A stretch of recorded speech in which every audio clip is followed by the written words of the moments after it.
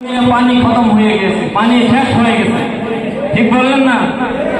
কারণ ওলামায়ে দেওবন্দের তর্জমান কিছুক্ষণ আগে আমাকে বলেছিল, আমাকে উদ্দেশ্য করে বলেছিল যে আমি এখানে উপস্থিত হয়ে এখানে দাঁড়াইয়া আমি নাকি বেহুদা বক্তব্য দিচ্ছি। একটা কথা ভাই কান করে শুনে রাখেন, সমস্ত শত শত ওলামার সঙ্গে সম্মুখে কথা বলতে হলে ভিতরে বুকের পাঠা লাগে, সেটা নাকি ওদের নেই, ঠিক কিনা? তারপর ওনাদের মোনাজার ইসলাম বলেছিল আমরা নাকি দৌড়া পিছনে বলেছি, এরা মোবাইল থেকে থেকে চলে গেছে। ভাই যাই করি আমরা তো কমসম হাদিসের ক্লাসে বসতে পেরেছি, বলতে সৌভাগ্য আমাদের হয়েছে, তোমাদের তো সেটাও হয় নাই।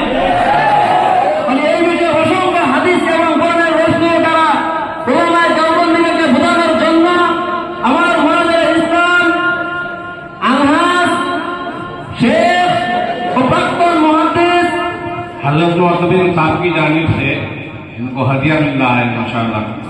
हालांकि समझ में कुछ नहीं आ रहा है, अल्हम्दुलिल्लाह इनाम से नवाजा जा रहा है।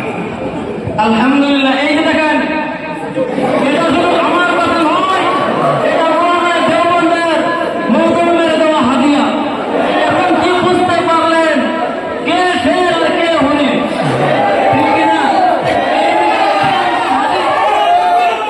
আজকে থামেন ওরা পালিয়ে যাবে, ওরা পালিয়ে যাবে, সেজন্য বলছি দরজাকে বিচারের জন্য বন্ধ করে দেন, ওরা পালিয়ে যাবে। এই যে দেখুন আরেকজনের তরফ থেকে আসছে, মারহাবা বলেন। এখন আমার মোনাজার ইসলাম আসছে, আমি ওনাকে আহ্বান করেছি হযরত শেখ মাওলানা মোহাম্মদ মুমিনুল ইসলাম সাহেব জিও মাসুদ, উনি এসে ওদেরকে উচিত শিক্ষা এবং সঠিক জ্ঞান দিয়ে দেবেন।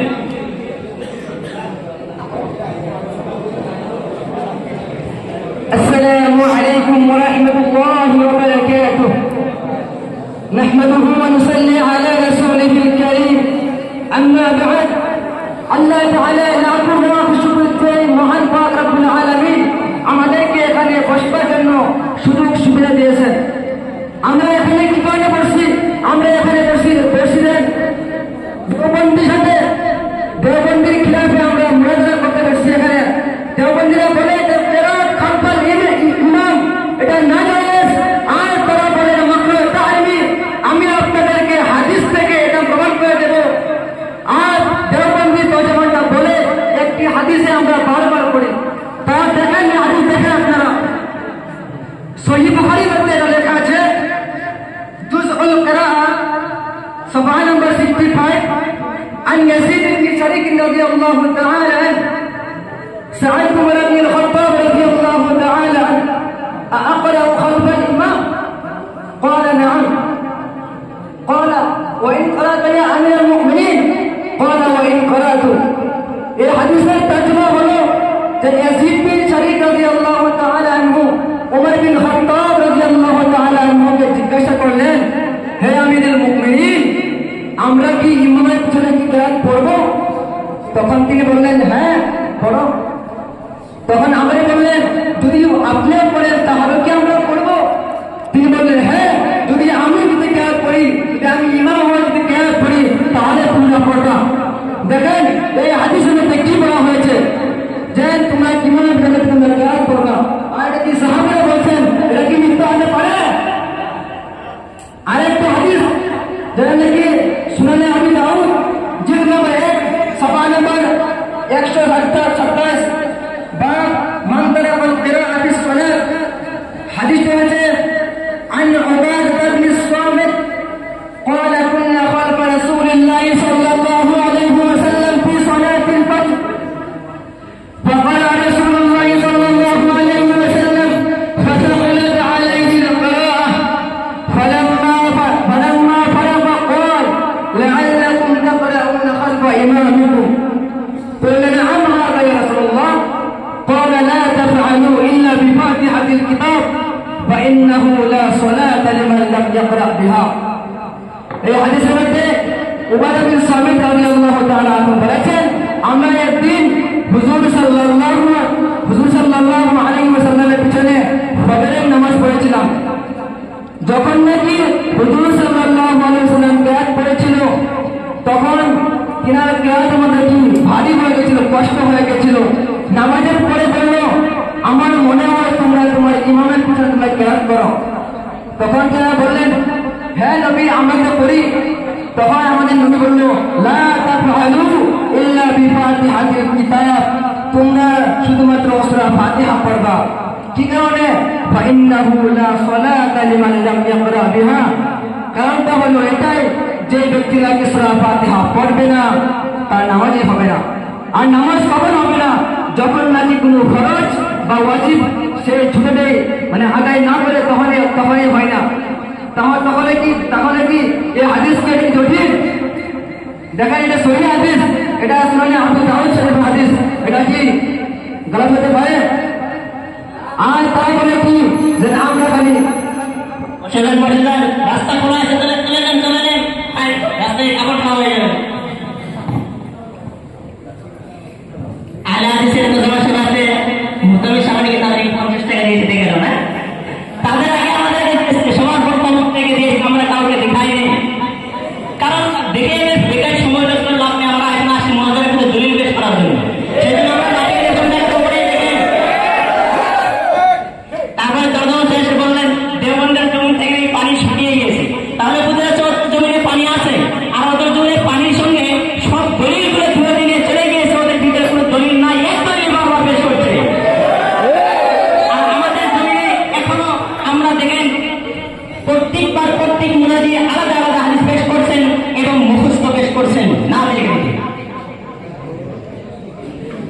যাই হোক, সময় অনেক কম। আর ওরা একটা চাকরি বললো যে মুহতামি সাহেব ওদের দেখি। হ্যাঁ, আপনারা মুহতামি সাহেব আগে থেকে যারা বাচ্চাদের পছন্দ করেন, কারণ কি ওরা মুহতামির ছেলের মতো।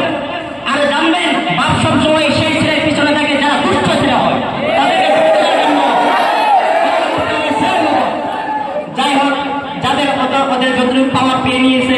এখন আমি আমাদের মুনাজির ইসলাম দেওবন্দের তরফ থেকে হযরত মাওলানা রশিদ খানকে আহ্বান করছি, তিনি আসবেন এবং তিনাদেরকে সুনি রাস্তা দেখানোর জন্য হাদিস পেশ করবেন। আসসালামু আলাইকুম ওয়া রাহমাতুল্লাহি ওয়া বারাকাতুহু। নাহমাদুহু ওয়া নুসাল্লি আলা রাসূলিহিল কারীম, আম্মা বা'দ। মঞ্চ উপবিষ্ট উলামায়ে কেরাম আর আমার সম্মুখে বসে থাকা ছোট এবং বড় ভাই বোনদের সকল, আপনারা জানেন যে আমরা আহলে সুন্নাত ওয়াল জামাত উলামায়ে দেওবন্দি উলামায়ে হক, আমাদের দাওয়া, আমাদের মাসলাক আর আমাদের আজকে এই মুনাজারার মূল উদ্দেশ্য হয়েছে যে কেরাত খালফাল ইমাম। এটা আমরা সাবিত করে দেব এবং কোরআন এবং হাদিসের দ্বারাতে পুরো ইমামের কিতাব নিয়ে যারা বলবে যে ইমামের যাই কিতাব রয়েছে আমরা সেটা শুধু কোরআন এবং হাদিসের মধ্যে আমরা সাবিত করবো। আমাদের পক্ষে হইতে তর্জমান সাহেব এবং কি বহুতগুলি মুনাজির এসছে, আর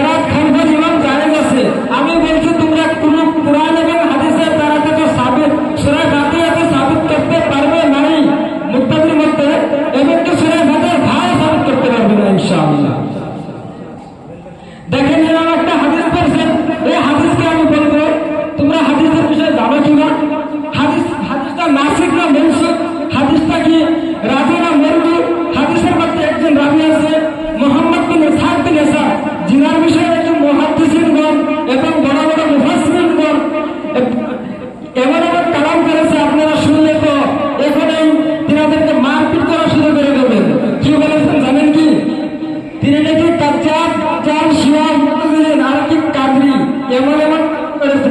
আরে তোমার আরে সে রাবি নাকি মজহুল এবং কি জয়ীফ হাদিস কে তুমি উসুলের হাদিসের মধ্যে পড়েছো নেই, জয়ীফ হাদিস দিয়ে কোনো ইস্তেকাল করাই যায় নয়। তিনাদেরকে আমাদেরকে বোকা বানাই চলে গিয়েছে, ঠিক কিনা ভাই? দ্বিতীয় নম্বর কথা হচ্ছে এই রাবির মধ্যে আরেকটি রাবি আছে, এই হাদিসের মধ্যে বর্ণনাকারী আরেকটি আছে, তার নাম নাকি মাকবুল, তিনি তো মজহুল মুদাল্লিস। আর আমি একটি দুইটি কিতাবের মধ্যে আমি নোট করে নিয়ে আসি, তিনাদের বলছেন বা আমার মুখের কথা নাই, আমি এখানে বসে বসে কিতাব পড়ে দেখিয়ে দিচ্ছি। এক নম্বর দেখেন তহিদুল ইবনে হাজার, জিলদ নম্বর 1 সাফা নম্বর 450, কিতাব তহিদুল ইবনে হাজার জিলদ নম্বর 2 সাফা নম্বরই। আর আমি দলিল দিব কি ভাই? আরো বলেছে কিনা মিজানুল ইহতিলাল তাবাকাতুল মুদাল্লিস তাবাকাতুর রাবি। ভাই তিনাদেরকে আর কত মজা করাবো, তিনাদেরকে আর কত ভাই ডাউন দিব?